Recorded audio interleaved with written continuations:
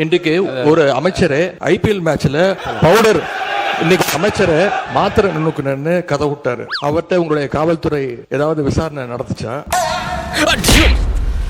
திராவிட முன்னேற்ற கழகத்தின் ஆட்சி தான் நடந்தது. அப்போ ஸ்டேடியம் வாசல்ல இருந்து இவங்க எல்லாம் வந்து அந்த மாதிரியான போதைப் பொருள் வித்தாங்கன்னு சொல்லி ஒத்துக்கிறாங்களா? அப்போ அங்க 57 பேர் இருக்காங்க. நாங்க எந்திரிச்சோம்னா பேங்க் ஃபயர் ஆயிரும். தவறுதான். அவர் சார்பா நான் சாரி கேட்டேன்.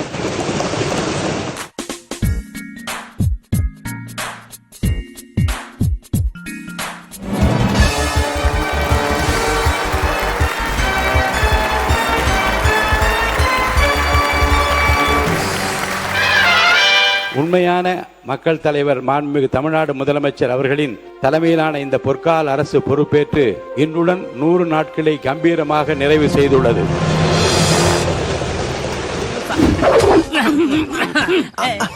இன்றுடன் 100 நாட்களை நிறைவு செய்துள்ளது.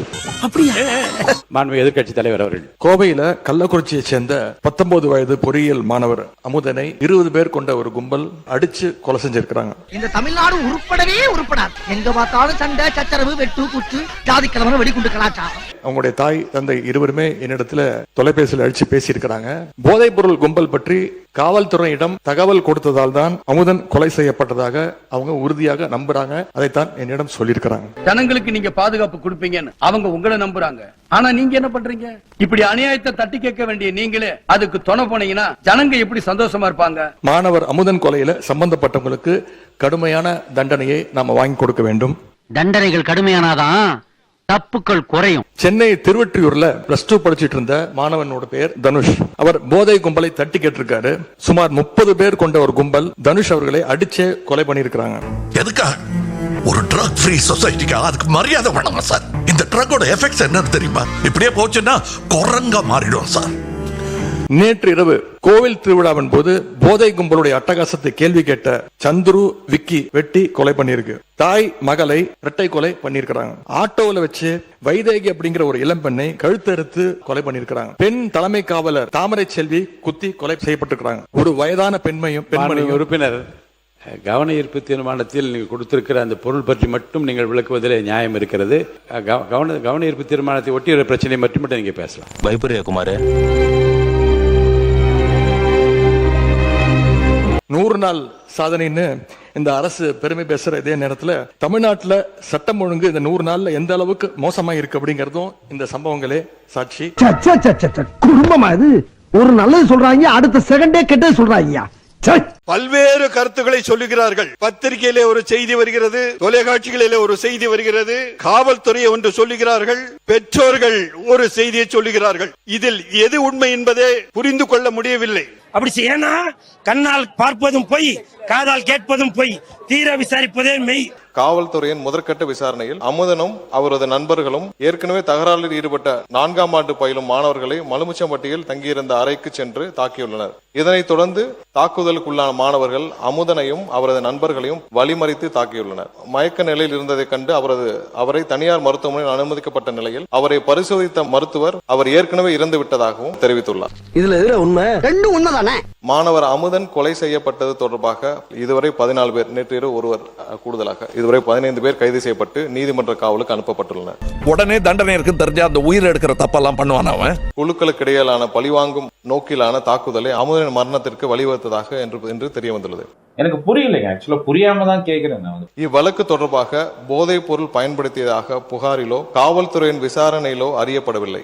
அது மட்டும் இல்ல, மெட்ராஸ்ல முழு உண்மையும் பேசப்படாது. பாதி பொய் பாதி உண்மையை பேசினாத்தான் வாழ விடுவாங்க. இந்த வழக்கை பொறுத்தவரை போதைப் பொருள் பயன்படுத்துவதை பார்த்து காவல்துறையிடம் புகார் அளித்தவர்களின் விவரங்களை காவல்துறையினர் சம்பந்தப்பட்ட நபர்களும் தெரிவித்ததாகவும் அதன் காரணமாக புகார் அளித்தவரை சரமாரியாக தாக்கப்பட்டு உயிரிழந்ததாகவும் எதிர்க்கட்சி உறுப்பினர்கள் தெரிவித்துள்ளபடி எந்த ஒரு சம்பவமும் இவ்வழக்கில் நடைபெறவில்லை என்பதை தெளிவுபடுத்த விரும்புகிறோம். சொன்ன பையனே கொன்னுட்டீங்க. அப்ப சொல்ற எங்களை என்ன பண்ணுவாங்க? அப்ப திரும்பி வந்து எங்க வீட்ல இருக்கவங்க கிட்ட நீங்க பேட்டி எடுப்பீங்க. இதான் நடக்க போகுது. எனவே உண்மை நிலவரத்திற்கு மாறாக இவ்வழக்கை போதைப் பொருள் தொடர்பான சம்பவமாக சித்தரித்து வழக்கின் உண்மை தன்மையை திசை திருப்ப வேண்டாம் என்பதை இந்த நேரத்தில் தெரிவித்துக் கொள்ள கடமைப்பட்டுள்ளேன். இது என்ன சார் அநியாயமா இருக்கு? இதை எப்படி நம்புறது?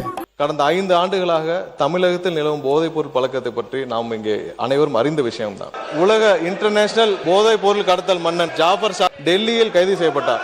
அவருடனும் அப்போது இருந்த முதல்வர் குடும்பம் முதல் அமைச்சர்கள் வரை அதிகாரிகள் வரை அனைவரும் எவ்வளவு தூரம் தொடர்பில் இருந்தாலும் எல்லாருக்கும் தெரியும். ஸ்னேக் லெக்ஸ் ஸ்னேக் நர்வ், பாம்பின் கால் பாம்பரியும். டீ சாப்பிடுறீங்களா? வேண்டாம் ஸ்னேக். ஜாஃபர் சாதிக் போன்ற இன்டர்நேஷனல் போதை கடத்தல் மன்னன் எப்படி முதலமைச்சர் குடும்பம் முதல் அனைத்து அமைச்சர்கள் வரை தொடர்பில் இருந்தாரோ, கம்பெனி சீக்கிரத்தை வெளியே சொல்லாதடா, பயமுறா. நம்முடைய அமைச்சர் அவர்கள் சம்பந்தப்பட்ட ஒரு நபரின் பெயரை சொல்லி இங்கே குறிப்பிட்டு பேசியிருக்கிறார். அந்த சம்பந்தப்பட்ட நபர் மீது அப்படி ஒரு குற்றச்சாட்டை எழுந்ததுமே எங்களுடைய தலைவர் அவர்கள் உடனடியாக அவரை கைது செய்து அவரை என்னுடைய கட்சியிலிருந்தே உடனடியாக நீக்கிவிட்டோம். சத்தியமா சொல்றேன் சார், எனக்கும் இவனுக்கும் எந்த சம்பந்தமும் இல்ல சார். டேய் என்னது இது? இருமச்சான் பேசிட்டு இருக்கல. இன்றைக்கு ஒரு அமைச்சரே ஐபிஎல் மேட்ச்ல பவுடர், இன்னைக்கு அமைச்சர் ஐபிஎல் உட்காருங்க முடிக்கட்டும். ஏப்பா இத தெரியுமா உங்களுக்கு? உங்கள் கட்சியை சார்ந்தவர்களே நீங்கள் பேசி நான் வந்து உட்கார அமைச்சர் இருங்க, அமைச்சரை நான் உட்கார சொல்லிவிட்டேன். இல்லை ஒன்று இல்லை, திரும்ப ஒன்று சொல்லுகிறேன். நீங்க என்ன மாநில உறுப்பினர் ஆஸ்டின், நீங்க வந்து அவருக்காக உங்க எதிர்க்கட்சி தலைவருக்காக பேசுறீங்களா? உட்காருங்க. நீங்க உயிரை வாங்குற எல்லாத்தையும் உனக்கு சொல்லணும். மீசியை வச்சுதான் கேட்டுக்கிட்டே இருக்காயா கேள்வி. அவர் தான் உட்கார சொல்லிட்டேன்ல, நீங்க பேசக்கூடாது. உட்காருங்க ஆஸ்டின் சார், உட்காருங்க. நீங்க மாநில உறுப்பினர் ஆஸ்டின்.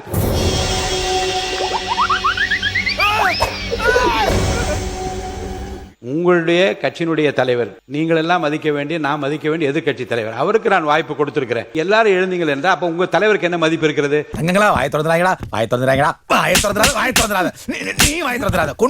மாண்பு எதிர்க்கட்சி தலைவர் நீங்க பேசுங்க. ஒரு அமைச்சரே ஐபிஎல் மேட்ச்ல பவுடர் நுணுக்கிட்டு மாத்திரை நுணுக்குன்னு கதை விட்டாரு. இது உனக்கு தெரிஞ்சு போச்சா? அவர்கிட்ட உங்களுடைய காவல்துறை ஏதாவது விசாரணை நடத்துச்சா? அவர் மேல ஏதாவது நடவடிக்கை எடுத்திருக்கீங்களா? அப்படின்னு உங்க மனசாட்சி உங்களை பார்த்து கேள்வி கேட்காத மிஸ்டர் பார்த்தசாரதி? அதாவது ஸ்டேடியம்ல இருந்து இந்த மாதிரி நடந்ததுக்கான விளக்கத்தை ஆல்ரெடி அளித்தாச்சு. ப்ரோ ஒரு அளவுக்கு தான் ப்ரோ, எல்லாமே சும்மாலாம் நோண்ட கூடாது ப்ரோ. அப்படி இவங்க சொல்றாங்கன்னா அந்த சமயத்துல திராவிட முன்னேற்ற கழகத்தின் ஆட்சி தான் நடந்தது. அப்போ ஸ்டேடியம் வாசல்ல இருந்து இவங்க எல்லாம் வந்து அந்த மாதிரியான போதைப் பொருள் வித்தாங்கன்னு சொல்லி ஒத்துக்கிறாங்களா? அப்போ ஆதாரம் இல்லாமல் விளக்கம் கொடுத்ததுக்கு அப்புறமா தேவையில்லாத அரசு வேலை கொடுக்கறதா சொல்லி 888 கோடி ஊழல் பண்ணிருக்காங்க. இல்ல இவர் அடிக்கிற கமிஷனர் சொல்லவா? எதை சொல்றீங்க? நான் எதுவும் சொல்ல மாட்டேன். எனக்கு பல்வேறு முரண்பாடுகள் இருக்கு. அதனால விளக்கம் அளித்ததுக்கு அப்புறம் அது மாதிரி தேவையில்லாத விஷயங்களை, கருத்துக்களை தெரிவிக்க வேண்டாம் என்றது பேரவை வாயிலாக நான் தெரிவித்துக் கொள்கிறேன். நீங்க எடுத்தீங்களே அந்த கார்ல தண்ணீங்களே, அது என்னன்னு சொல்லுங்க. அந்த ரூட்ல வரீங்க, ரொம்ப புண்படுத்துறாங்க. புண்பட்ட மனசுக்கு ஒரு பூவை போட்டாத்துக்கனே இந்தாங்க. இப்பயாச்சும் நம்புறீங்களா? அப்ப நீ பேங்க்ல தான் இருக்க.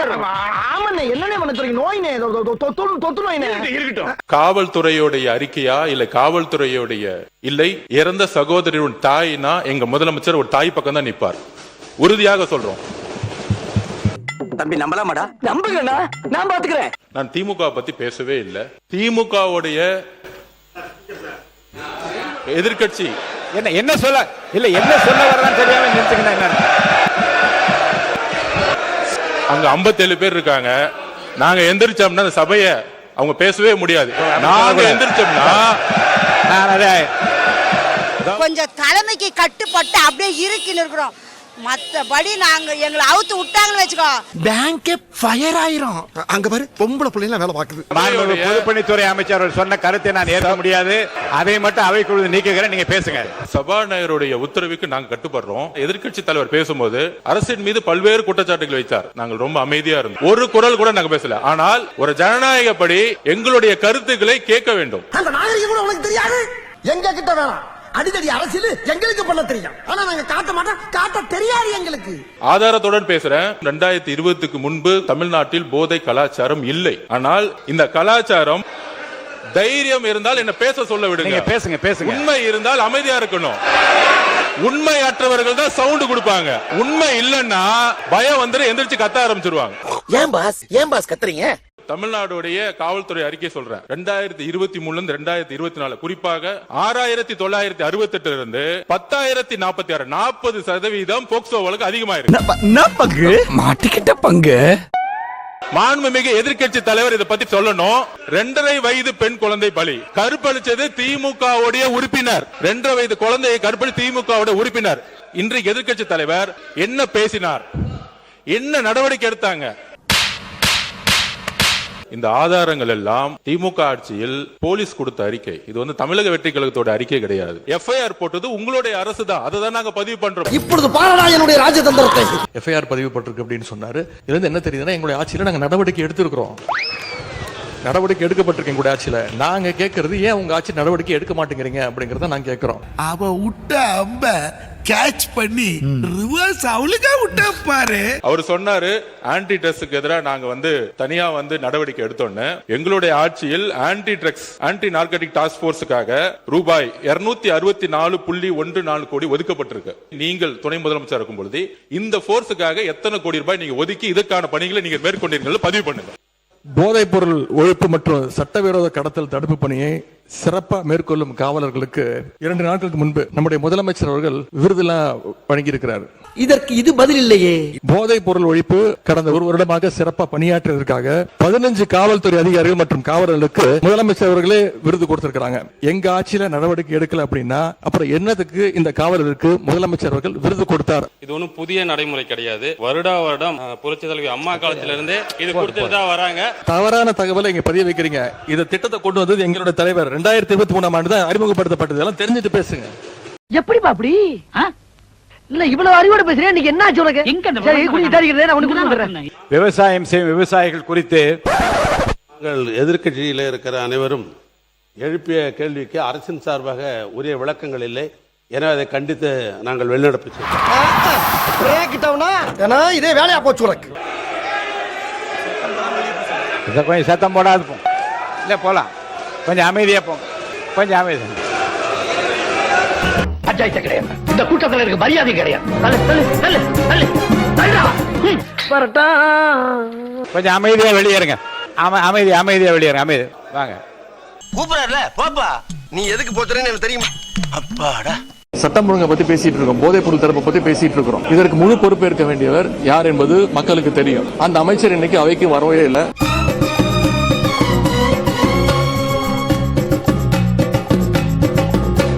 யார் இது? சித்தப்பு, நீங்க எப்ப வந்தீங்க? இன்றைக்கு பொதுமக்களுக்கும் நல்லா தெரியும். அமைச்சர்கள் சொன்ன கருத்தை ஒட்டி ஏதாவது சொன்னாங்க. மாவட்டத்துல இல்ல மாவட்டத்துல சம்பந்தப்பட்ட சட்டமன்ற உறுப்பினர் பேசுறாங்க. திமுக ஆட்சியில நீ கொடுக்க மாட்டீங்க. என்ன ஏன் பேச விட மாட்டீங்க? அப்பாவை காணும் என்று சொல்கிறீர்கள். அவர் வருகிற நேரத்தில் பல பேர் நீங்கள் இங்கே இருக்க மாட்டீர்கள், நாங்கள் இருப்போம் என்று சொல்லி இந்த ஆட்சி மீண்டும் வரும் என்று சொன்னீர்கள். என்றைக்கும் உங்கள் ஆட்சி வராது. நம்முடைய தமிழக முதலமைச்சர் வெற்றி தளபதி இருக்கும் வரை உங்கள் தலை தூக்க முடியாத தமிழ்நாட்டில் நான் இருக்கிற வரை சாத்தியமே கிடையாது. அண்ணன் ஓபிஎஸ் அவர்கள், நான் ஒரு சிறிய வேண்டுகோளையும் வைத்துக் கொள்றேன் இந்த நேரத்தில். எப்படி கண்ணியம் குறித்து அண்ணன் எங்களுக்கு எல்லாருக்கும் சொன்னாரோ அதே போல தங்கள் கட்சியினுடைய மாண்புமிகு எதிர்க்கட்சி தலைவருக்கும் சிறிதளவு அதை நீங்கள் சொல்லிக் கொடுக்க வேண்டும் அப்படின்னு நான் கேட்கிறேன். 8 கோடி மக்களின் பிரதிநிதியாக இருக்கக்கூடிய மாண்புமிகு முதலமைச்சர் அவர்கள் அவைக்குள்ளே வரும் பொழுது அமர்ந்திருக்கக்கூடிய எதிர்க்கட்சி தலைவருக்கு அந்த கண்ணியத்தை சொல்லிக் கொடுத்து அந்த மரியாதையை தர வேண்டும் என்ற கண்ணியத்தை சொல்லித் தர வேண்டும் என்பதை பேரவைத் தலைவர் வாயிலாக தெரிவித்துக் கொள்கிறேன். படிச்சு போட்டா மட்டும் எல்லாம் தெரிஞ்சது அர்த்தம் இல்ல. மனுஷங்களை மதிக்கவும் கத்துக்கணும். எல்லோரும் எழுந்து நின்று வணக்கம் தெரிவிக்கிறோம். எதிர்க்கட்சி தலைவர் உட்கார்ந்தே இருக்கிறாரே என்று அந்த கணித சொல்றார். தப்பா ரைட்டா? நாங்கள் கூட 5 ஆண்டு காலம் முதலமைச்சராக தளபதி அவர்கள் இருந்தார்கள். நம்முடைய முன்னாள் முதலமைச்சர் அவர்கள் இருக்கிற போது, அவர் வருகிற போது எதிர்க்கட்சியில் இருக்கிற தலைவர் எழுந்ததில்லை. இல்ல அது ஒரு குற்றக்குறையாக அல்ல, அவரவருடைய எண்ணம், அவருடைய நடைமுறை. அதானே தவிர இது நேத்து இன்னைக்கு இல்ல, காலங்காலமா தொண்டு தொட்டு நடக்கக்கூடிய ஒரு சம்பவம். ஓட்டுக்கு பணம் கொடுக்கிற அந்த திட்டத்தை அவர் அடுக்கடுக்கா சொல்லிட்டு வந்தாரு. அவர் கருணாநிதி பேர சொல்லிட்டானா? நம்முடைய முன்னாள் முதல்வர் கருணாநிதி பத்தி நம்முடைய தம்பி அவர்கள் எங்களுடைய தலைவரை பெயர் சொல்லி அழைத்தார்கள். அவர் குற்றச்சாட்டு சொல்லி அவைக்குள் நீக்கப்படுகிறது. தலைவருடைய பெயரை சொல்லி இப்படி எல்லாம் பேசுவது என்ன நியாயம்? அமைச்சர்கள் பதில் சொல்கிற போது திராவிட முன்னேற்ற கழகத்தை பற்றியும் திமுக தலைவரை பற்றியும் என்ன மனதில் பட்டதோ அதை சொல்கிறார்கள். நீங்கள் அது தவறு என்று சொல்லி நீக்குகிறீர்கள். ஆனால் நேரடியாக லைவ் போய் கொண்டிருக்கிறது. யாரும் பார்க்கல.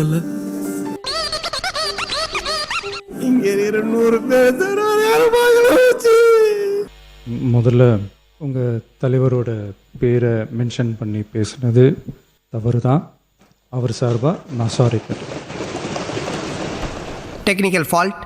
சாரி சாரி சொன்னா போயிடுவோமா? அப்போ ஆளுக்கு 2 செட்டு பூரி சொன்னா போயிடுவீங்களா?